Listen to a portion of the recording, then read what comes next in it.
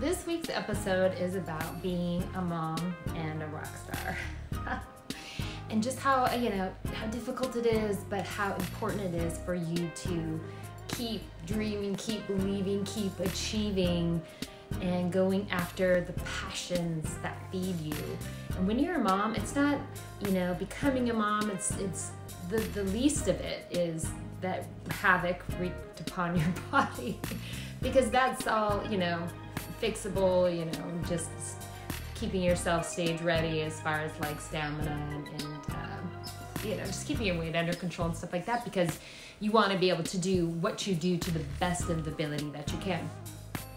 What it is afterwards, when you have this precious little bebe in your life and you have to think about who's going to watch the baby, feeding it, if you're breastfeeding, if you're, just all that stuff, staying out late, because the gig goes until 1:30 in the morning, and then having to tend to a little infant who's counting on you to be their everything. I have a mom brain.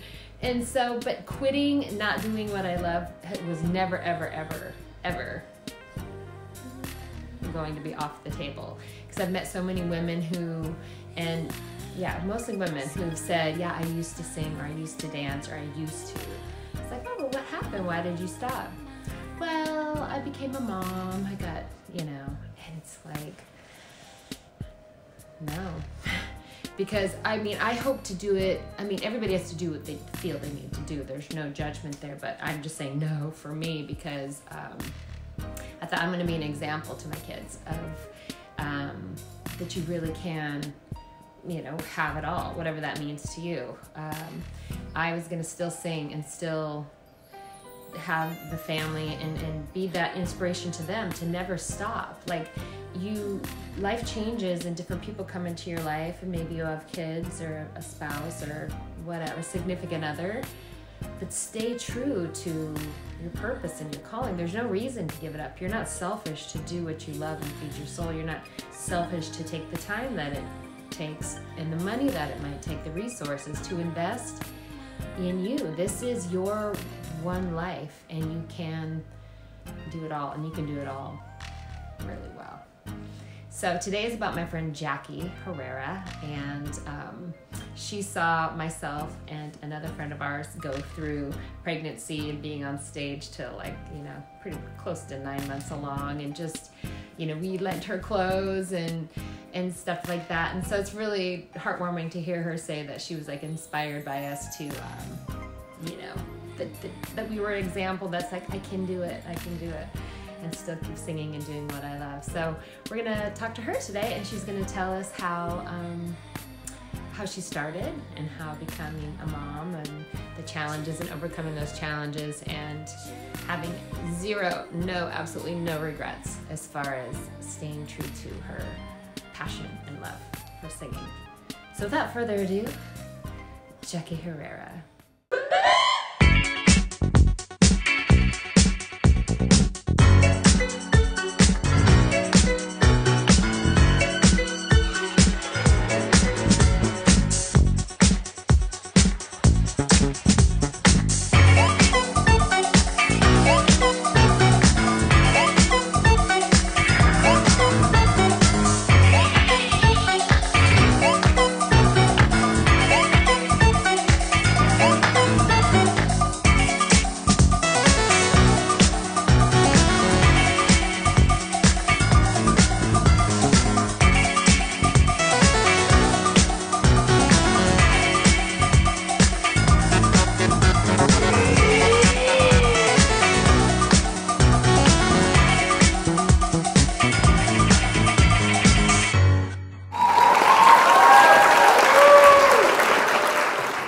Great to see you. It's been so long.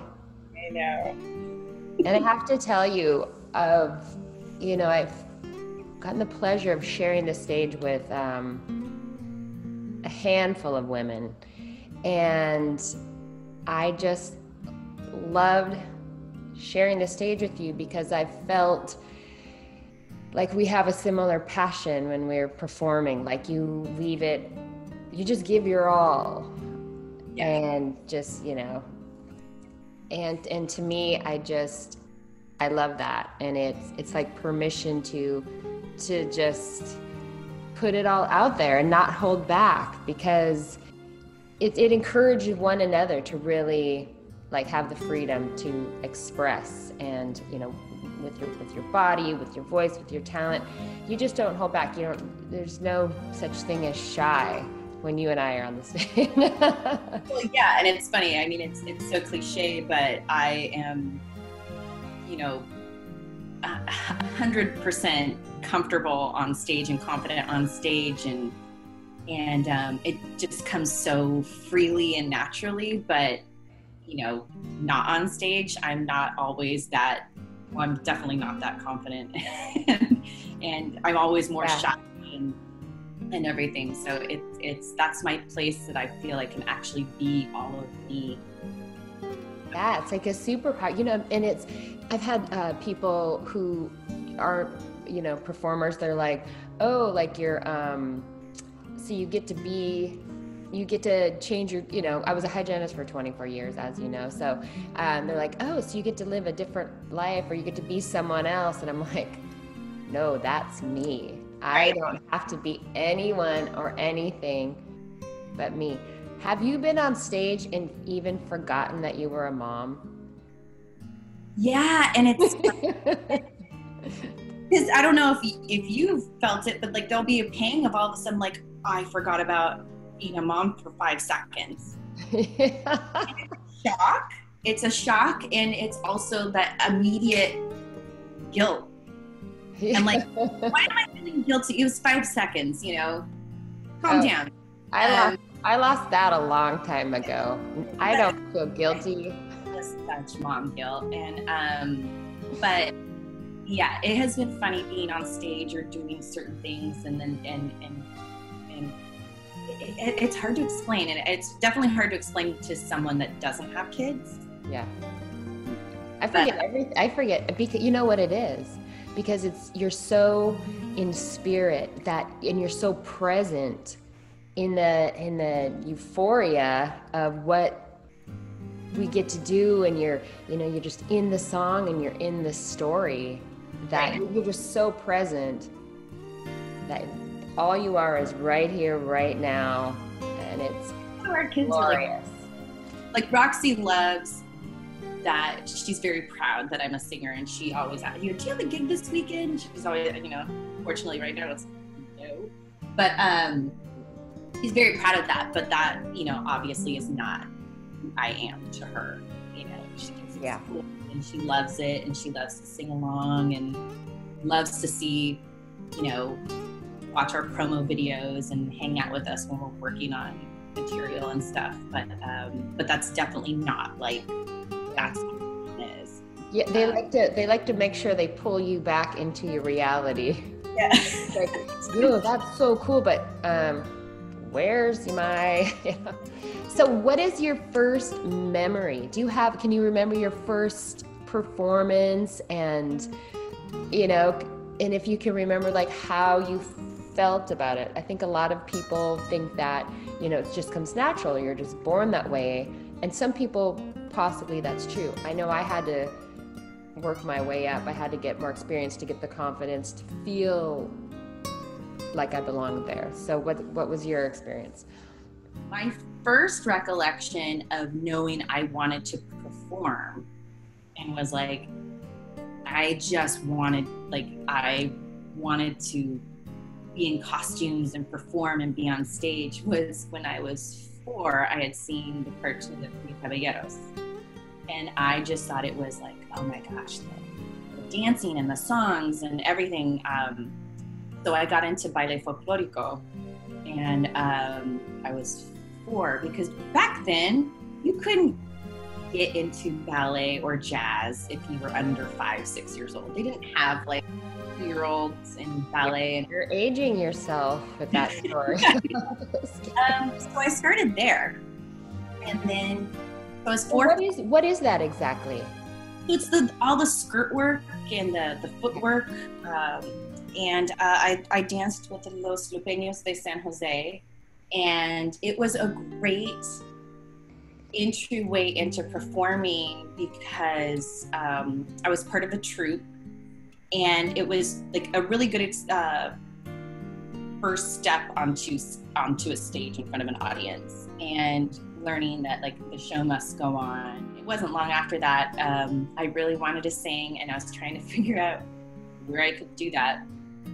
And my parents lined up a gig when I was 8, singing at the local senior center. So I came in and sang like 2-3 songs. Had a love for singing, but your first stage was dancing. Yeah. And in a team, almost like a band. You went on to do more dance. I went on to do more dance, and I went on and I definitely jumped in. I mean, after that, I was like, where else can I sing? Yeah. Well, what I'm hearing too is that your parents saw the gifts in you and nurtured your passions and nurtured your gifts. That in itself is I am always amazed, especially when I reached the age that my mom was when she had me as a 10-year-old and taking me around to things, and I'm thinking like, oh my God, this age is hard enough without having a kid. I can't imagine what it was like with my mom having 2 kids and having to bus one around to all the gigs and rehearsals and recording sessions and everything. And they knew nothing. They knew nothing about the industry. I give them a lot of credit because I don't even know if I would do that for Roxy now, because it's hard. It's really hard, and there's no guarantee of all the hard work and all the money. Like, it's not necessarily going to get you to where you think you should be. Right. And so it's hard, and I'm really lucky that my parents were a part of it, though, because I think it can be very balanced, and I mean, it gave me so much experience. Because you're a singer, you're a dancer, you know, trained in both. You also do acting, modeling, you do session work in the studios. So do you have is your favorite? I mean, you just love arts, expressing and seeing what you can do. And then also, so do you have a favorite, and like what brings you the most joy? And then as far as like acting and modeling, I've always been curious about this because you have to develop a tough skin. You hear stories like, I went to 10,000 auditions, all I heard was no, and then I heard yes, or which I know isn't your case. You've done a lot of work, but how do you deal with that? First off, singing is by far, hands down, my first love. It will always be my first love. And no one's ever told you no as far as your singing. I know that. There's been auditions that, the reality shows, I've never, aside from making it several days of auditioning for American Idol, to be cut right at the very end. And then what was the other one? The Voice, no, not The Voice. X Factor. I made it through a week of grueling, long auditions, made it to the very end, and was like, well, we start filming, and I got called the day before filming started and got cut. So it's like, I have had that, but for me, I'm so just in love and confident in my singing, it doesn't take me. What that's true. So this just brought this back to me. So you and I and Jake Morgan, we all were on the same like 7 a.m., 6 a.m. Cattle call for The Voice like years and years ago, right? And I remember texting you after like, I'm a loser, I didn't make it. And then you were like, I guess I'm a loser too, because I didn't make it. I would have been so happy for you to make it. But knowing how talented you are helped me recover from the blow, because it was like my first time trying out for something like that. And it was like, but you didn't even like, give me a chance. But just like, knowing how talented you were made me like, okay, well, if they can't see her talent, Right.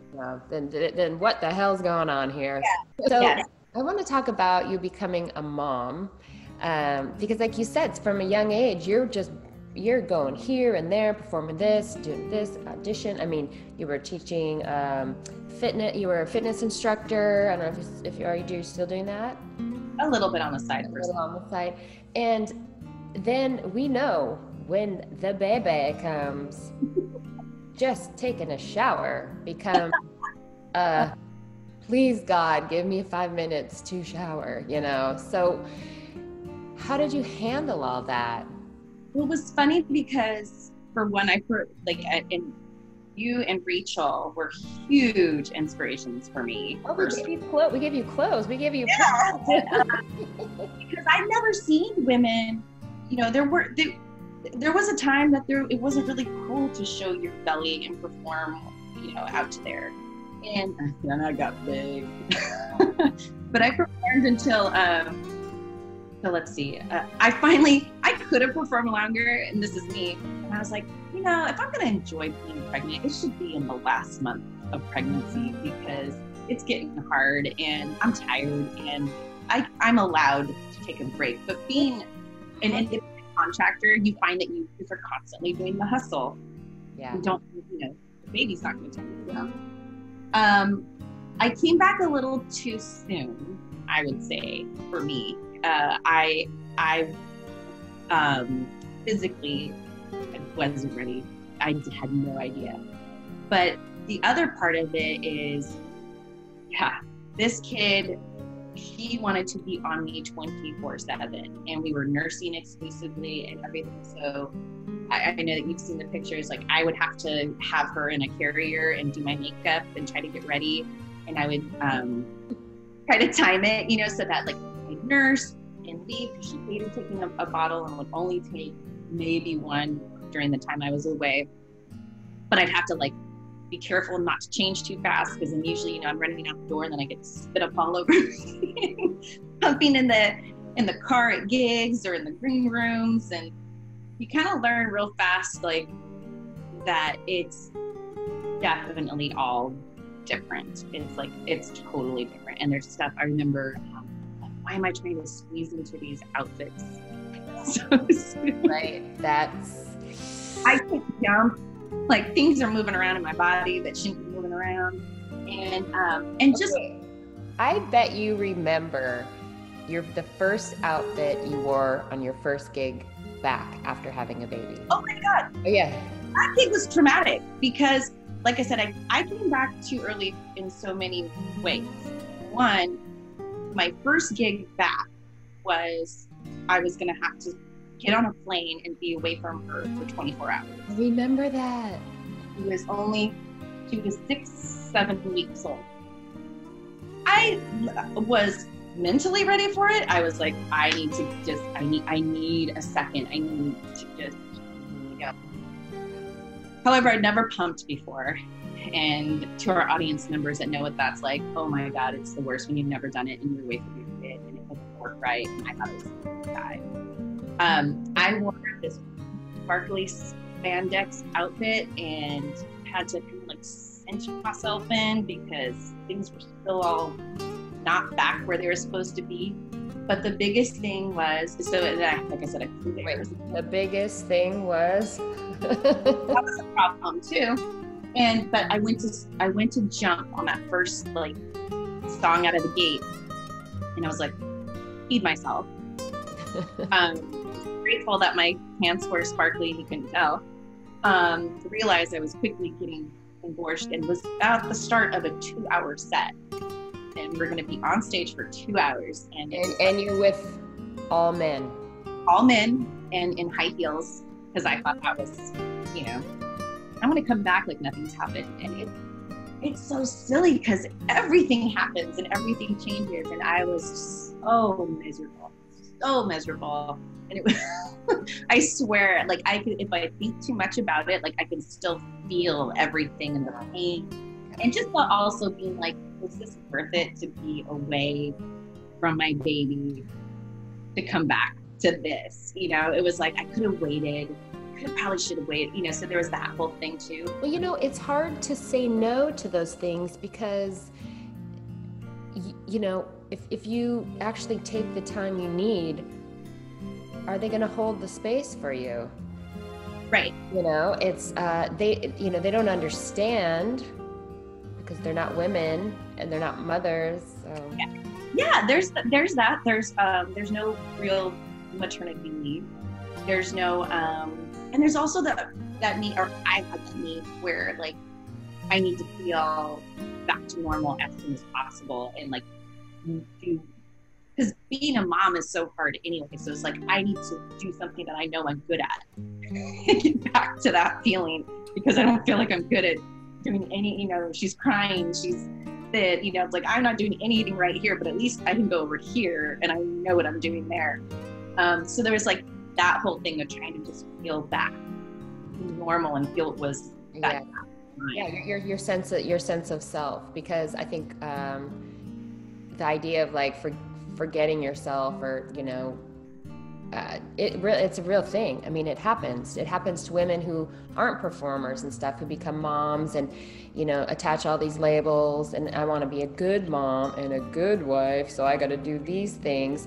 And then they, you know, years down the road, they're bitter, they're miserable, they're just yelling at all they can do is yell and be pissed, and, you know, then they explode sometimes. And so to have that for yourself, and it's part of you, it's not optional. I mean, I have a lot of friends who don't get it. They don't have to, you know, but I get it, and I have to feed my soul.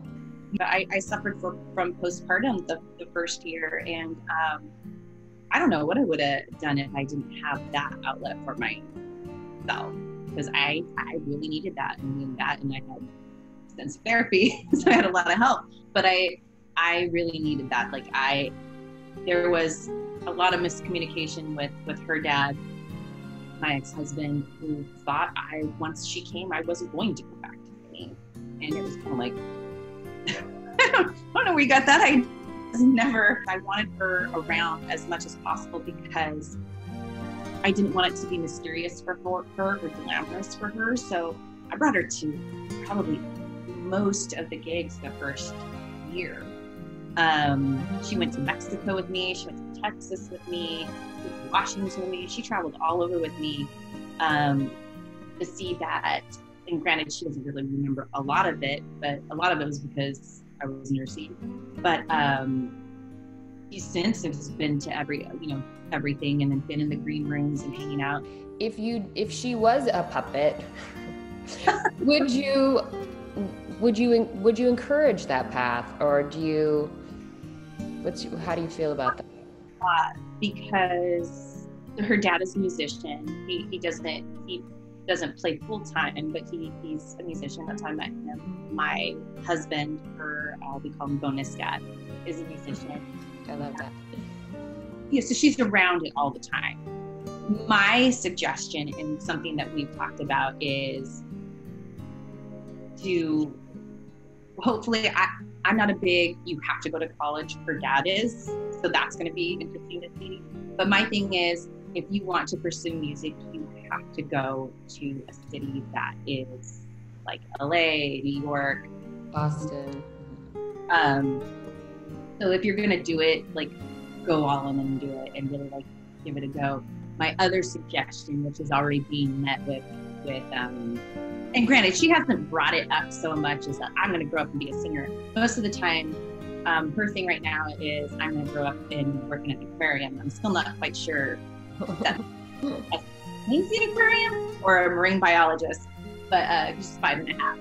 But she does want to sing and she does want to perform, but I encourage her to learn an instrument. And that is like, well, I just want to sing. And I was like, but if you want to pursue, this is like me giving you the stuff that I didn't think was important, but now I'm on the other side. No, like, you should at least know piano or guitar or, you know, something like that. So you don't need anybody to accompany yourself. And so that would be my guidance to her, and just to always like just remind her, like, there's no right or wrong way to do it. There's just different ways. Yeah. So you currently have an amazing band that you have put together, and it's called Mercy and the Heartbeats. So yeah, Mercy and the Heartbeats is still a baby. We had started in 2019, and it's a baby that you like adopted and they're already 20, because it's so good. It is not a baby, people. It is awesome. Yo, tell you what I really, really want. So tell me what you want, what you really, really want. I wanna really, really, really wanna sick. If you wanna be my lover, you gotta get with my friends. Make it last forever. Friendship never ends. Don't have to be rich to be my girl. Don't have to be cool to rule my world. Ain't no particular sign I'm more compatible with. Just want your extra time and your kiss. Now and then when I see her face, it takes me away to that special place. And if I stare too long, I probably break down and cry. Whoa, sweet child of mine. Whoa, sweet love of mine. So raise your glass if you are wrong in all the right ways. On my underdogs, we will never be anything but loud and itty gritty, dirty little freaks. Won't you come on and raise your glass? Just come on and raise your glass. Talk to me, baby. I'm going round the list, sweet, sweet craving. Let's lose our minds and go crazy, crazy. Keep on hoping when we cake by the ocean. Despacito, quiero respirar tu cuello despacito. Deje que te diga cosas al oído para que te acuerdas si no estás conmigo. Despacito, quiero desnudarte besos despacito. Firme en las paredes de tu laberinto y hacerte tu cuerpo todo un manuscrito. I'm in love with the shape of you. Push and pull like a magnet do. And now my heart is falling too. I'm in love with your body. Last night you were in my room. Now my bed sheets smell like you. Every day discovering something brand new. I'm in love with the shape of you.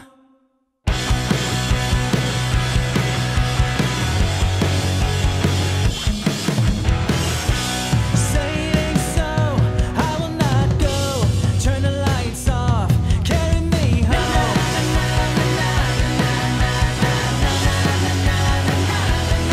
That's right.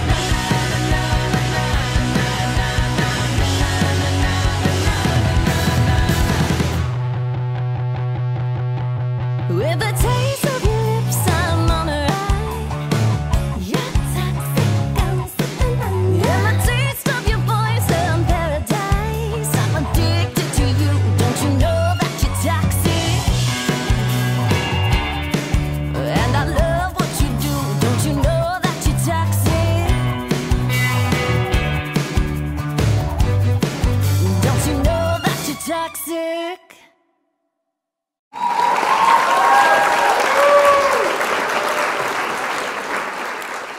I mean, this was a 2-year gestation period. It had to be at a certain standard for us. Well, I will have all of the details where people can find you, to watch you online, and then also any inquiries to see you live. Because let me tell you, people, it is a treat. I mean, so often, you know, women on stage together can have an energy where, you know, people are always looking for like a bad energy, and I just felt like on stage with you and with Rachel for so many years, I helped me fall more and more in love and trust you know, being supported by a woman and having a woman on stage. Like, can you zip my dress? Which my dress right now is not zipped because I didn't have any help. Can you come over? No. You know, and just those things, like they'll tell you like, you need gloss or put some more cheeks on or, you know, whatever. It's like, I love girl power. And so thank you for all those fun, beautiful memories. So I wish you well, stay safe. I hope you get busy really soon. And thank you for being on the Maserati Music Show. Yeah.